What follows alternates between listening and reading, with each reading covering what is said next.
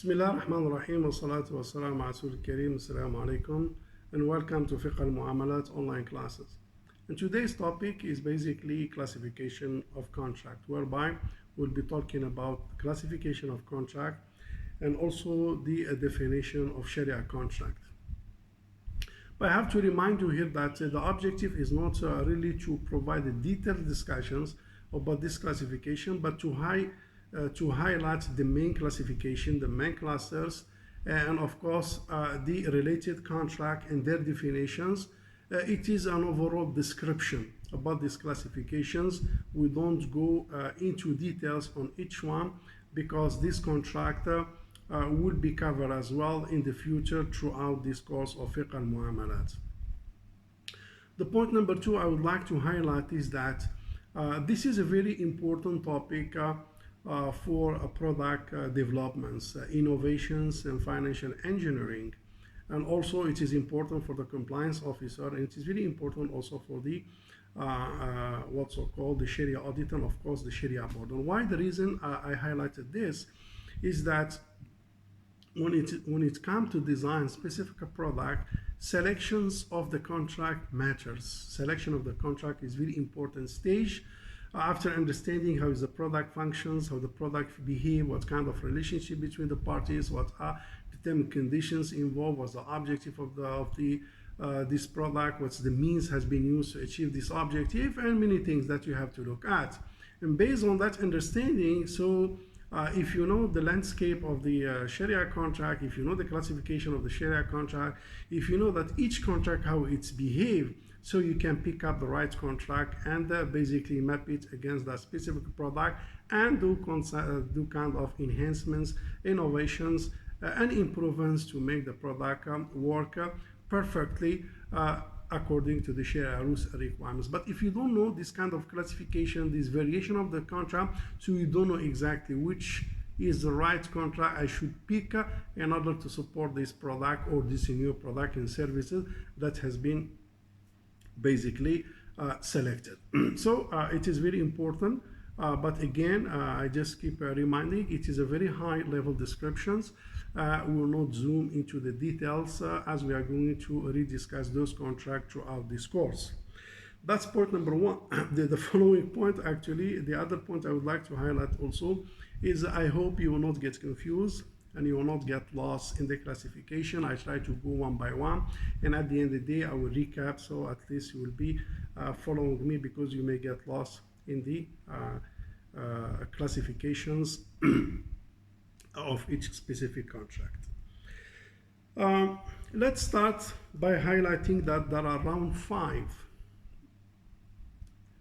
cluster of contract, and each one of course has a sub contract to look at. Let me first highlight these 5. So number 1 is the soundness and legal effect classification. Number 2, having intention of contracting party or both having intention and possession under classification. Third one, subject matter and desire objectives. The fourth one basically is statement or sigha, another cluster of classification, and the last one is basically name and name contract. So this is the 5 major classifications of contract, and we try to pick up one by one and provide a kind of details and information on each one. So let's pick up the first one, soundness and legal effect of the contract. So this one is divided into 2. Number 1, valid contract or sahih, and invalid contract. So this is the first one, meaning here we are looking at the soundness of the contract, meaning whether the contract is sound or otherwise, and we are looking at the effect and the impact of the contract on the subject matter, whether it is concluded or not concluded, and if it is concluded, whether it is binding or not. So we are looking at those features. So soundness of the contract, again, it is divided into 2, valid contract and invalid contract. So we start with the valid contract. Valid contract basically is a contract which is its term and conditions are fulfilled, meaning that all the pillars are there, all the conditions are there, and there is no kind of compromising on any pillars or any conditions. All the time the condition of Sharia had been fulfilled, so we will say this is a valid contract, meaning clean and sound. This valid contract is divided also into two. The first one is the effective contract or contract nafid, and the other one is a dependent contract or mawquf contract, which is dependent. So the first one, which is the effective contract, it is basically issued by a person that has fulfilled all the terms and the conditions and has a proper charge over the subject matter, meaning fulfill all the requirements of the two contracting party, meaning it has ownership, or even authorized by agents, ability to deliver, sound mind. So again, all the terms and the conditions and the conditions pertaining to the two contracting parties are basically fulfilled. So we will say this contract is effective, which means nafid, which means concluded. So if you go backwards to avoid any confusions, we are looking at the contract from the soundness, whether it is sound or otherwise. So two, valid and invalid. So we are saying valid is all the Sharia condition has been fulfilled. Now if we zoom down, there are two types of contract. Whether it is, number one is effective, the other one is dependent. So the first one, which is effective or nafid, which means concluded. This concluded if all, again, the Sharia contract has been fulfilled, and owner or the person who act on that has a what's so-called full charge on the subject matter. Now this effective or concluded contract is divided into two. Whether the contract, after it is concluded, whether it is binding or not binding. So there are contracts which are binding, such as, for example, sales. And binding means doesn't accommodate or doesn't accept cancellation, such as lease, such as sales. When you do a contract, the contract is concluded, but what? Binding, concluded and binding.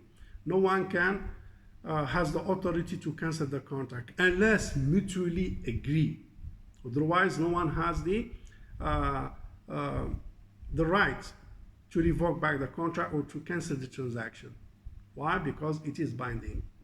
The other classification, it is not binding, meaning any one of the parties have the right to terminate the contract, like agency. Appoint to the agency, tomorrow I will terminate your appointments. I have the right without any authorization from you. The partnership, musharaka, mudaraba, wakala, all these are, we call it uqud jaiza. It's not uqud lazima, meaning that it is not legally binding, but it is not binding, meaning concluded, yes, because it fulfills all the requirements, but not binding. If it is binding, such sales and ijara, no one has the right to cancel. If it is non-binding, concluded but non-binding, anyone has the right to cancel the contract. Of course, the two contracting parties, they have the right to shift the contract from being non-binding to be a binding with additional stipulation, meaning that after they conclude the contract of wakala, we say let's agree to make the wakala binding for 1 year. In order to make it binding, you have to add additional stipulated condition by the two parties. But if both parties are silent, it is not binding. Anyone has the right to terminate the contract. So, again, soundness of the contract, we have valid, invalid. Valid, we have all the requirements have been fulfilled, and it is divided into two. Concluded, binding, such as sales and lease. Concluded but not binding, such as musharaka, mudaraba, and wakala. So this is the what's so called the breakdown of the first one. Now, if you go back to the Valid, we say it's valid and invalid. We go to the valid. Valid is it is effective and dependent. The dependent contract basically is the one contract that has been executed or issued by a person who has no proper charge over the subject matter. For example, here we are referring to the meddler, or we call it the fuduli. A meddler basically is a person who is not given the right to interfere in the affair of the others, but yet he interferes. Meaning that a person sells something doesn't belong to him, belongs to someone else.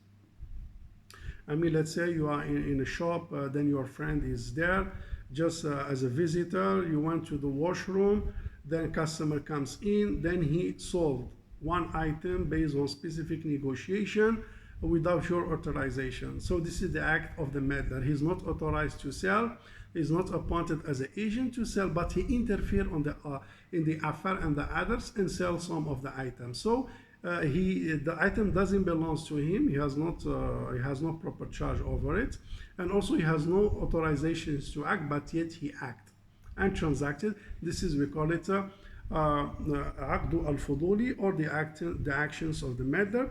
And this one, according to basically the Hanafi and the Maliki, this is a dependent contract, meaning that it's depending on the principal and the ultimate owner of the product, whether he wants to allow the transactions and let it go and confirm it, or he reject it. So the final say, the final call goes back to the owner, not to the agent. If he finds that the transactions is within his interest, he will just confirm it. If he finds that it has been cheated or the transaction not within his interest, or that item not supposed to be sold, so he has the right to revoke back the contract. But the view of the Shafi'i that they regarded the actions of the meddler is not valid. So this is the first cluster of valid. So we have valid, then effective, pending, then the effective, you have a legally binding and not legally binding. So we go back to the valid and invalid. The other classifications basically is the invalid, meaning that if we go back again to the classification, we have the soundness, we have valid, as we have discussed, and we have the invalid. The invalid, basically, we have two terminology which are popular, which is fasid and batil. Fasid and batil both are the same in the view of the majority of the scholars. We say this is invalid, means it is batil, this is invalid, it means fasid. But the Hanafi school of law, they have a bit different description on each one, whereby the invalid, this is if the pillar does not exist, or it is not permissible, or it is not Sharia compliant, like for example selling a pork. And for them, the facet or the imperfect, or the defective is basically if pillars are there, but there is a defect in the conditions. Meaning we call it مشروع بأصله لا بوصفه, meaning the original status is permissible, but it has enlarged in sometimes in conditions that trigger a kind of negative impact on the contract. Here basically the contract doesn't collapse at all, but accommodate rectifications by basically looking and fixing what's so called the conditions that agree upon, which have been somehow violated in the process. Maybe we'll talk about this later on when we talk in details about the invalid contract from both majority of the scholars and the Hanafi school of law. So this is in overall, if I want to recap, if you can see the soundness of the contract and legal effect. So we have valid contract, which is a sahih, sound contract, and the other hand we have invalid, or we have what's so called batil. And invalid is divided into two: the effective, which is nafid, means concluded, and this concluded, it could be legally binding, meaning lazim, such as says, and could be not legally binding, jaiza, such as wakala. On the other hand, opposite to the effective, we have the mawquf, for the dependent, whereby it is mostly related to the actions of the meddler and the person, also a person who's not reaching the competency age, like for example a child sells something who is not competent. Again, it is a kind of dependent contract whereby the consent of the transaction goes back to his guardian or to his father because the child is not competent to carry on a financial transaction. So this kind of transactions falls under the dependent, meaning contract is concluded because it's fulfill all the conditions, but because there is a violations on the proper charge, there is a violation of some aspect related to the authorizations of the contract, so it makes it depending on the owner, ultimate owner, or the ultimate guardians of the related to the subject matter. And the other side, you have the invalid, which is basically batil and fasid, and there are classification of the Hanafi scholars. So this is basically, go back, the first cluster of the 5 classifications. And again, the idea and the object is just to be familiar with this kind of classifications, familiar with this terminology, familiar with this breakdown, in order basically to look at the proper contract in the kind of selections, or in a case of defect, so you have to look basically how the product could be rectified from Sharia standpoint. With that, thank you very much and see you soon. And assalamu alaikum wa rahmatullahi ta'ala wa barakatuh.